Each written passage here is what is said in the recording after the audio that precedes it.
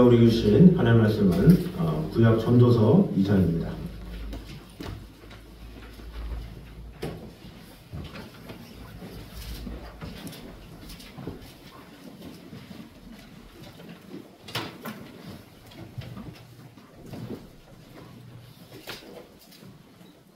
전도서 2장 12절에서 18절까지 말씀입니다.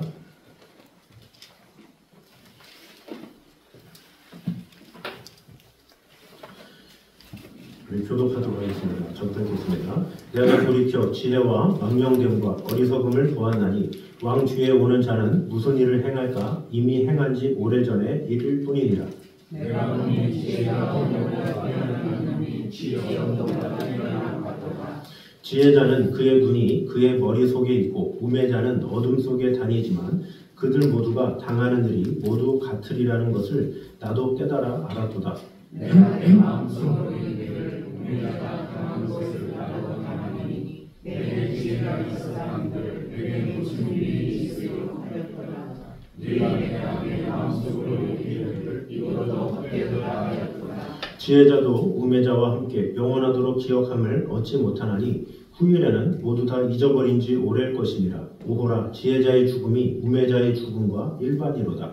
이러므로 내가 사는 것을 이루어지니 이는 내 안에 사는 일이 내게 이르는 모두 다 헛되어 바람을 잡으려는 것이기 때문이로다. 다 같이 읽겠습니다. 내가 해 아래에서 내가 한 모든 수고를 미워하였노니 이는 내 길을 이을 이에게 남겨주게 됨이라. 아멘.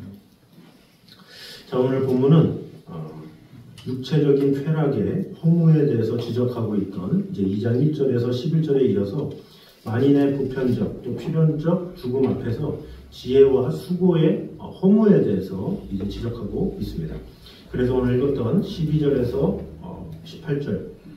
18절까지는 지혜와 지혜자는 우매와 우매자에 비해서 우월한 것은 사실이지만 그러한 우월성조차도 상대적인 것일 뿐 결국 모든 만인에게 보편적, 필연적으로 미치게 되는 죽음 앞에서는 지혜자나 우매자 사이에 아무런 차이도 없다. 이것을 토로함으로 인간의 지혜의 한계의 허물을 이제 지적하고 있는 내용이 나와 있습니다.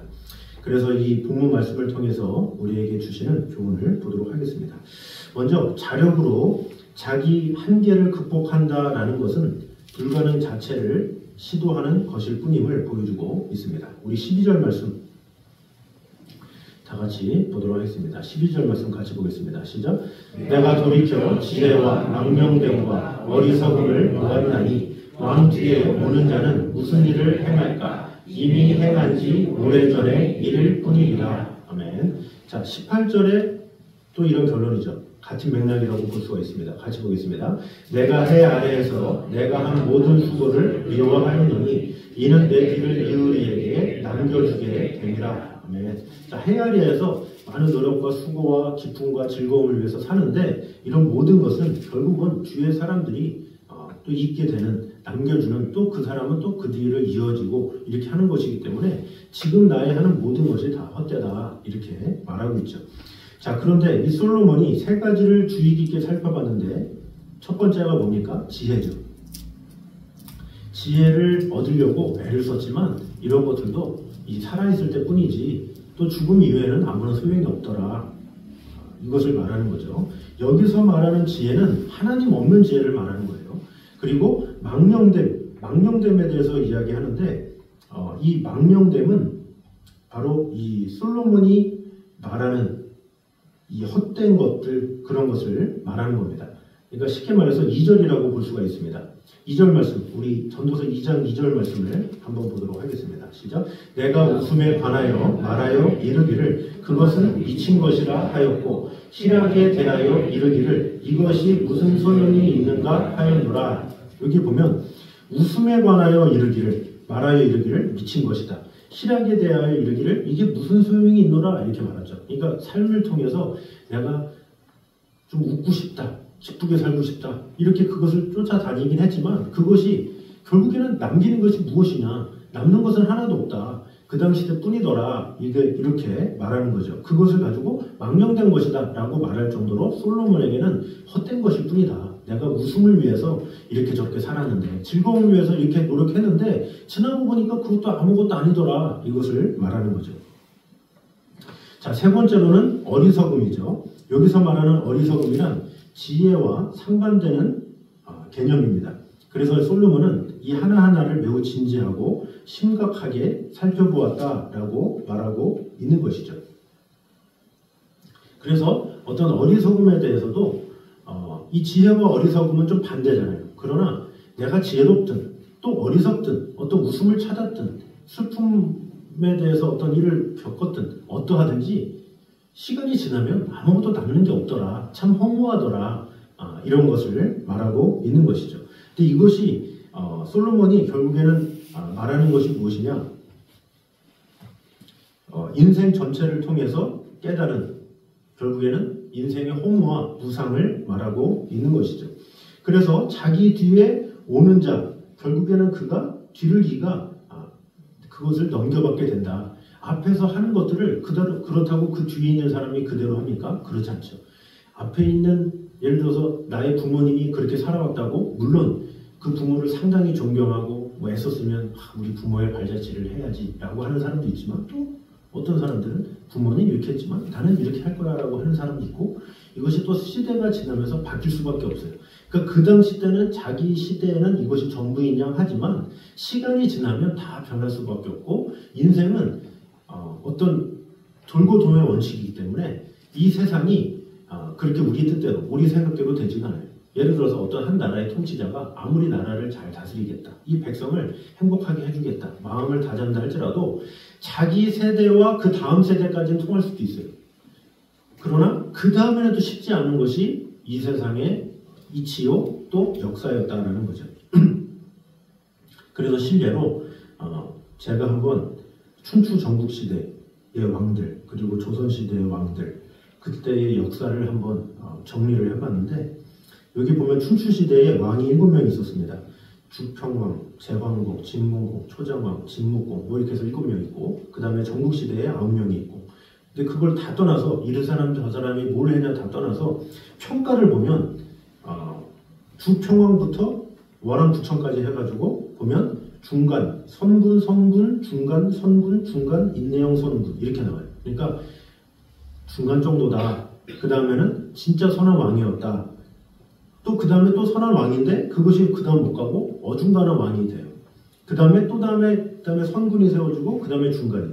그 다음에는 시간이 지나면서 뭔가 선을 이룬 그런 왕이죠. 그러니까 이 왕이라는 자체가 계속적으로 옳게 이루어질 수도 없고, 모두가 다 잘 다스리겠다고 했지만 누구는 선인으로 끝나고 누구는 악인으로 끝난다라는 거죠.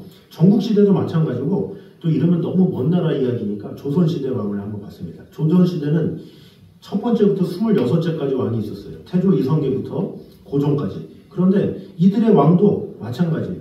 중간이야 뭐 이렇게 제외하고 그냥 중간이니까 넘어간다고 치고, 태조 이성계는 선군이었는데 정종은 중간이었다가 태조 이방원에서 강압형으로 가죠. 그러다가 세종대왕 때 최고의 선군이 됐다가 문종은 중간이 되고, 단종은 비운의 선군, 세조는 강건형이고, 예종은 중간이고, 성종은 선군이고, 연산군은 또 폭군이에요. 그 다음에 중간이 좀 가다가 선조는 그 공과가 이렇게 누가 잘했나 못했나 이런 평가가 엇갈리고, 광해군은 계약형 명군인데 그 다음 민조는 또 무능하고. 그러니까 제가 이걸 계속 얘기하는 이유는 어떤 왕이라도 잘했다 하는 것이 영원하지 못하다라는 거예요. 한 2세대, 3세대, 길어봐야 2번, 3번이에요. 아무리 선해도 그 대가 2번, 3번을 이어가지 못해요. 악해도 그것이 영원할 것 같지만 결국엔 끊어져요. 그래서 이 로마 시대도 마찬가지잖아요. 얼마나 그 당시 때 예수 그리스도를 믿는다, 주로 시인한다 그러면 사자굴에 끌려가잖아요. 근데 그게 영원했습니까? 아니죠. 나중에 콘스탄티누스라는 황제가 왔을 때는 어떻게 돼요? 아예 기독교로 고민하죠. 그런 왕이 나타나요. 결국엔 악인이 있지만 악인이 영원하지 못하고, 선인이 있지만 선인이 영원하지 못하다는 거예요. 세상은 돌고 돈다라는 거죠. 돌고 도는데 중요한 것은 그 돌고 도는 것이 당연하고, 그래서 사실 우리도 그렇잖아요. 뭐 더 좋은 지도자를 위해서 막 하지만 그 지도자라는 게 항상 좋으면 좋겠지만 그렇지 못할 때도 있고 또 마음에 들 때도 있고 이것이 반복되는 것이 우리의 삶이다라는 거죠. 그런데 이러한 것조차가 솔로몬이 말하고자 하는 것은 헛되어 바람을 잡는 것이다. 결국에는 이런 것이 반복될 뿐이다. 이렇게 말하고 있는 거죠. 그러니까 그 사람이 아무리 그 당시 때 열심히 한다 할지라도 그것이 그 세대뿐이지 그것이 그 이상 갈 수 없다. 이것이 인간의 한계다라는 것을 말하고 있는 거예요. 어떤 인간이 아무리 어떤 노력으로 최선을 다한다 할지라도 그것은 그때뿐이지 또 해봐야 그 다음 세대뿐이지 그 다음 세대가 지나면 잊혀진다라는 거죠. 모세가 애국으로 이끌었죠. 백성들을. 애국으로 이끌어서 그 애국 땅에서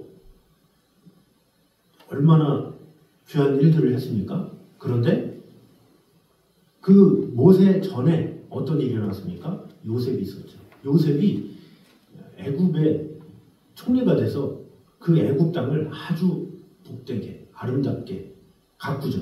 자, 그런데 그 요셉이 영원했습니까?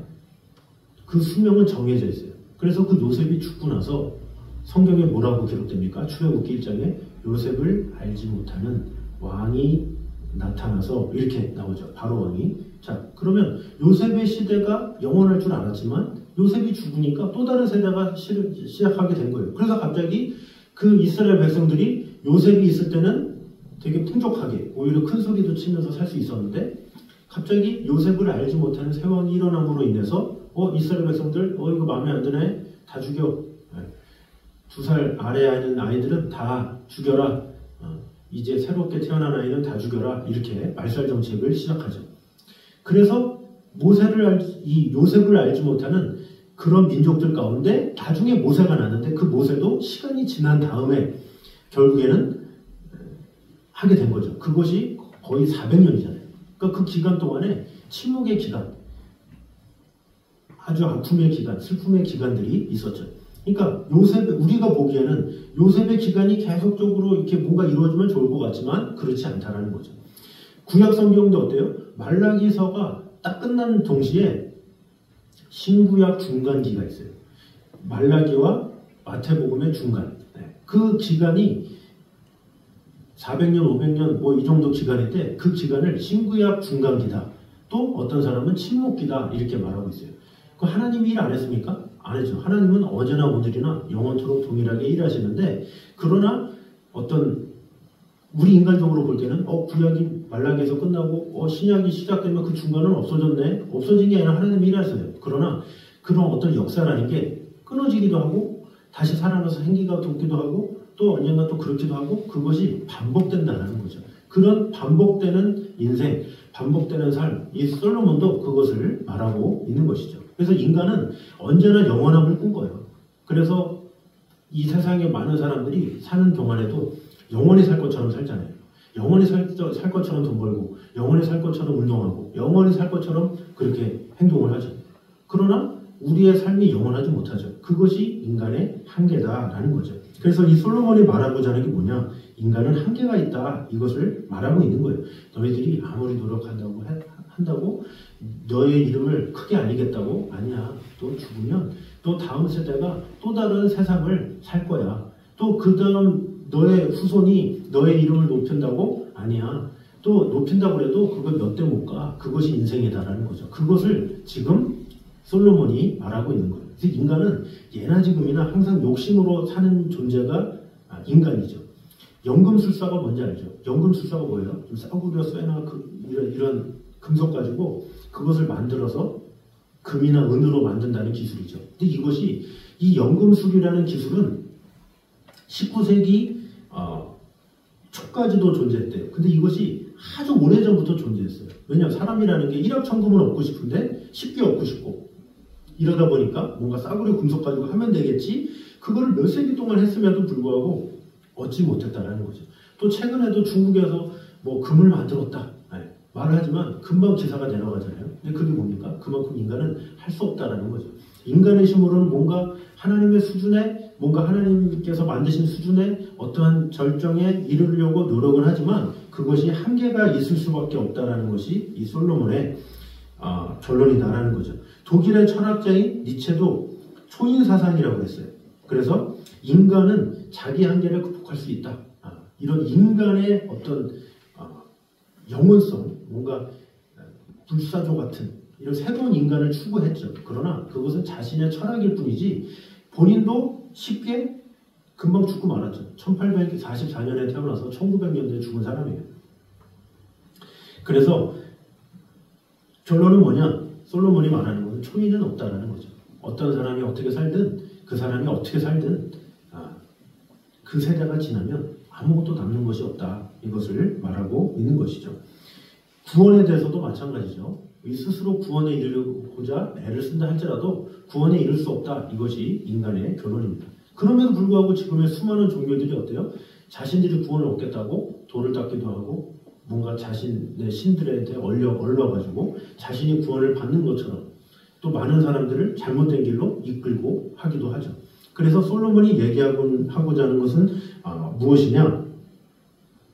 우리를 스스로 구원에 이루고자 하는 모든 헛된 시도를 포기해라. 구원은 어디서 오느냐? 나의 노력이 아니라 하늘에서부터만 온다. 이것을 말하는 거예요. 결론은. 그러니까 헛되다 이게 끝이 아니라 그 헛됨을 헛되지 않게 하시는 분은 하나님이셔. 이것을 결국엔 말하려고 지금 헛됨을 말하고 있는 것이죠. 그래서 그분만이 유일한 구원자이시며 초월자이신 또 하나님만을 의지할 때 진정한 지혜를 얻는다라는 사실을 깨닫고 오늘도 우리의 삶이 비록 허무하고 공허하고 여러 가지 나의 땀과 수고가 내 시대가 지나면 다 없어지겠지만 그러나 영원하신 하나님의 말씀은 영원하다라는 마음을 가지고 하나님만을 온전히 붙잡고 나아가는 저희들 되시기를 주님의 이름으로 축원합니다.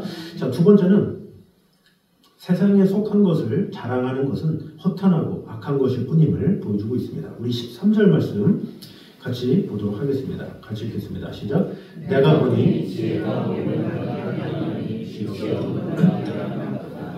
아멘. 자, 내가 보니 지혜가 우매보다 뛰어나니 빛이 어두움보다 뛰어난 것도다. 자, 빛이 어둠보다 당연히 뛰어나겠죠. 그런데 여기서 말하는 지혜는 아까도 말했지만 하나님 없는 지혜를 말하는 거예요. 하나님 없는 어떤 똑똑함, 하나님 없는 어떤 이런 것은 우매함보다 좀 낫긴 하겠지만 그냥 빛이 어둠보다 뛰어남 같듯이 그냥 빛이 더 좋아 이 정도일 뿐이지 대단한 건 아니다. 이렇게 말하고 있죠. 자, 그래서 이런 당연한 것을 말하고 있는 이 솔로몬은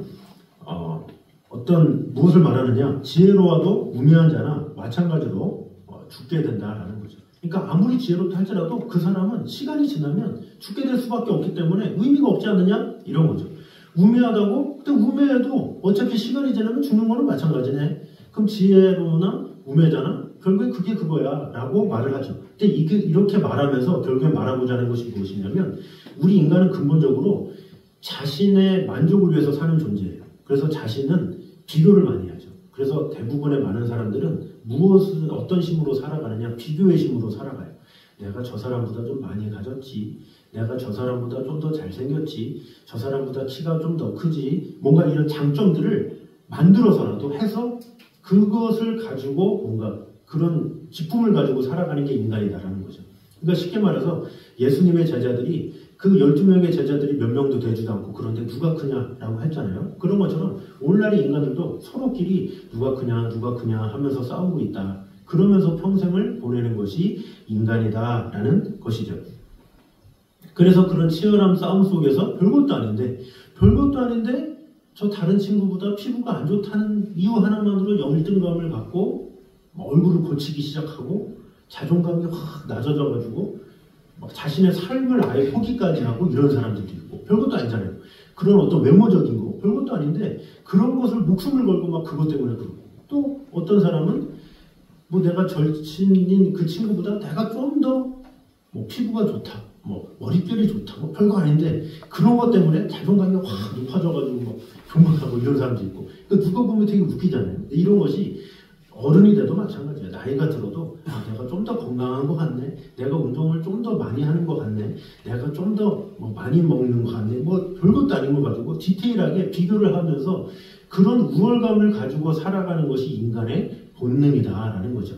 그러나 이거나 저거나 좀 세속적인 말로 도찐개찐이다 이렇게 볼 수가 있죠.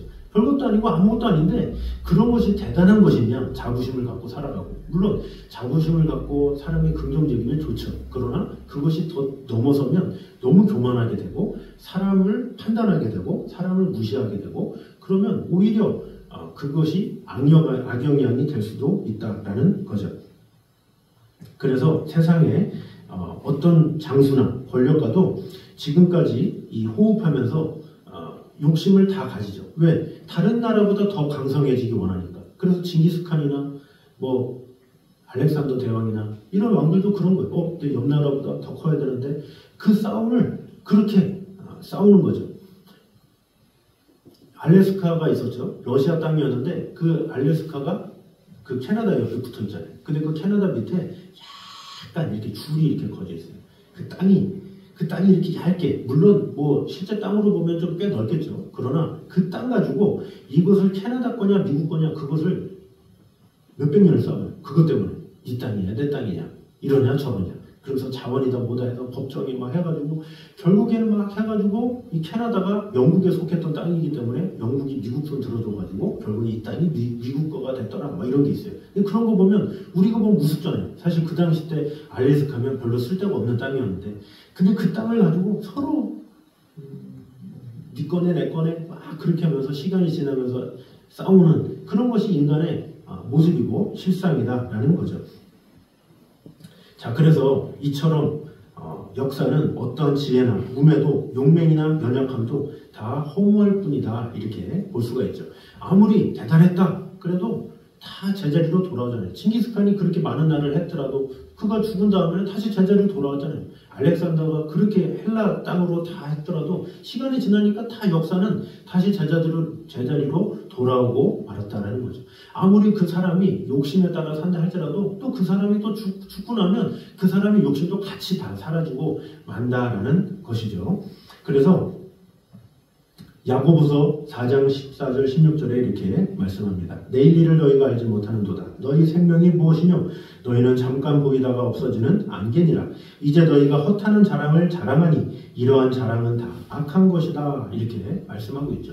그래서 우리가 이 세상을 살아가는 동안에 삶은 얼마나 산다고 또 얼마나 우월하면 우월하겠다고 다른 사람과 비교하면서 그것으로 만족하고 더 많이 가졌네, 더 많이 누렸네 이렇게 생각하면서 어떤 것으로 살아가는 것 다 헛될 뿐이다라는 것을 알아야 합니다.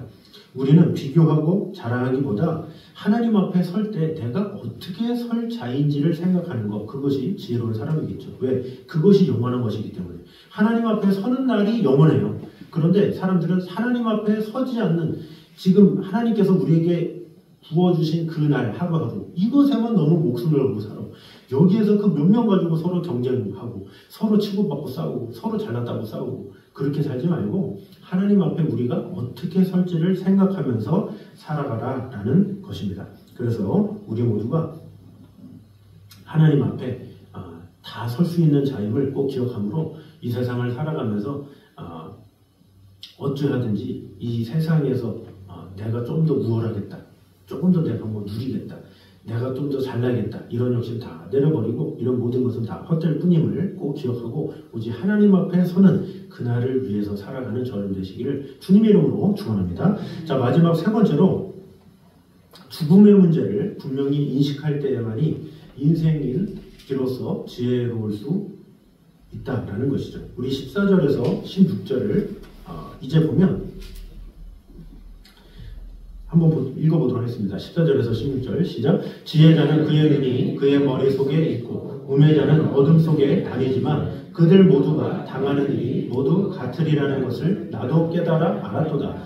내가 내 마음속으로 이르기를 우매자가 당한 것을 나도 당하리니 내게 지혜가 있었다 한들 내게 무슨 유익이 있으리요 하였도다. 이에 내가 내 마음속으로 이르기를 이것도 헛되도다 하였도다. 지혜자도 우매자와 함께 영원하도록 기억함을 얻지 못하나니 후일에는 모두 다 잊어버린지 오래 것이니라. 오호라 지혜자의 죽음이 우매자의 죽음과 일반이로다. 아멘. 앞에서 말한 거 똑같아요. 13절하고 똑같죠. 지혜나 우매나 그게 그거다. 그 당시 때 칭찬을 받든 그러지 못하든 어차피 죽으면 다 똑같다. 이렇게 말을 하고 있죠.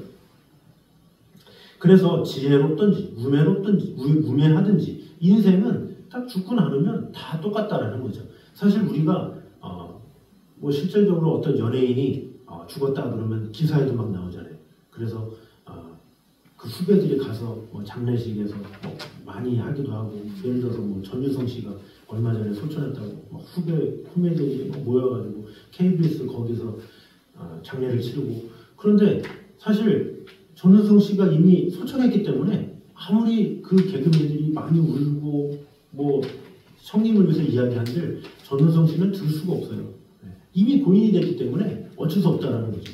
살아있는 우리들이 보기에는 야, 저런 선배를 저렇게 잘 모시네 라고 하지만, 그러나 살아있는 사람의 사실 입장이지 죽은 입장에서는 이미 죽었기 때문에 어떻게 할 수가 없는 거죠. 그것이 인생이다라는 거죠. 어떻게 보면 지혜롭게 살았든 우매롭게 살았든 유명하게 살았든 무명하게 살았든 우리가 살아있을 동안에만 그것이 유효할 뿐이지 죽은 이후에는 아무런 소용이 없다라고 이야기를 하고 있는 것이죠. 그래서 세상적 가치, 세상적인 신분 이런 것이 얼마나 무의미하냐라는 거죠.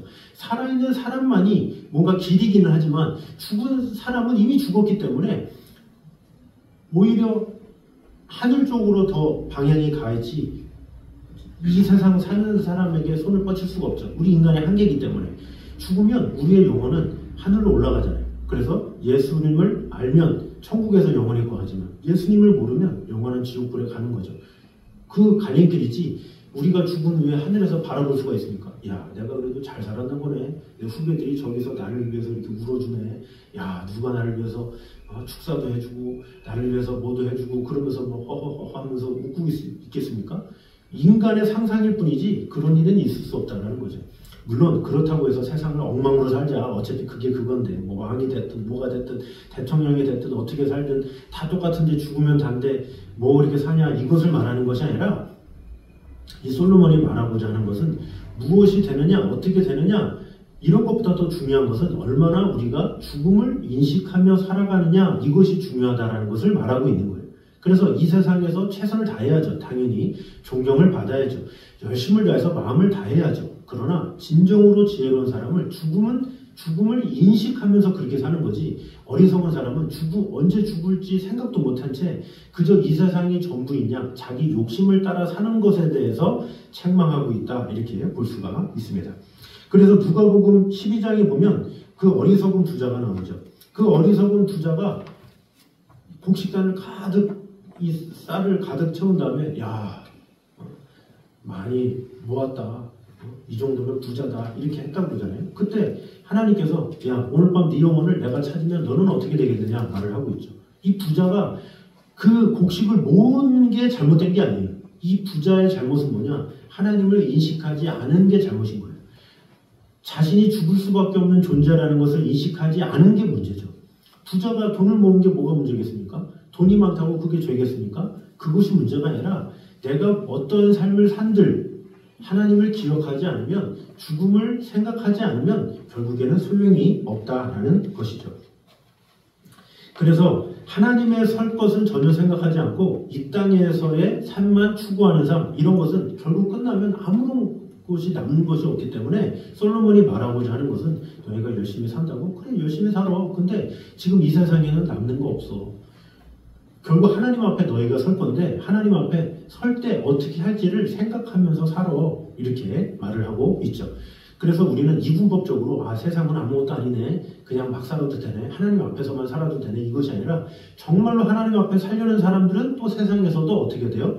세상 사람들이 하나님 앞에 온전히 설 수 있도록 열심히 전도하고 도와주고 섬기고 사랑하며 살게 되겠죠. 그리고 그 사람은 또한 이후를 생각하며 살기 때문에 하나님의 복되심을 받고 하나님 앞에 칭찬을 받게 된다라는 것입니다.